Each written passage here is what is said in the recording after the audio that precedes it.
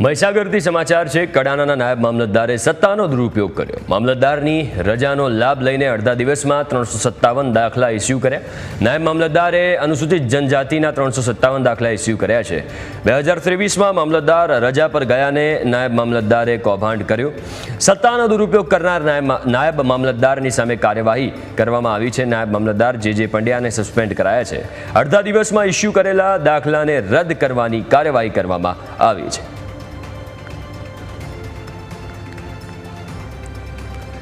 તો વધુ વિગતો સાથે સંવાદદાતા મૃગરાજ ફોન લાઈન ઉપર જોડાયા છે। મૃગરાજ, આખા કેસમાં કાર્યવાહી કરવામાં આવી છે, શું વિગતો પ્રાપ્ત થઈ રહી છે?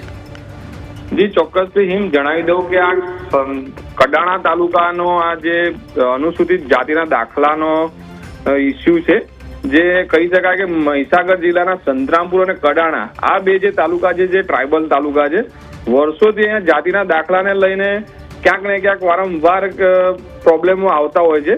ત્યારે આ નવો કિસ્સો સામે આવ્યો કે જે પંડ્યા જે 2023માં કડાણામાં નાયબ મામલતદાર તરીકે હતા, તેઓએ 357 અંદાજિત જેવા દાખલાઓ એક જ દિવસની અંદર ઇસ્યુ કરી દેવાની ઘટના સામે આવી છે। એ ઘટનાને લઈને તેઓને સસ્પેન્ડ કરાયા છે। જો કે આમાં જોઈએ ભૂતકાળમાં તો કડાણામાં અને સંતરામપુરમાં દાખલાઓને લઈને ઇસ્યુ વારંવાર આવે છે।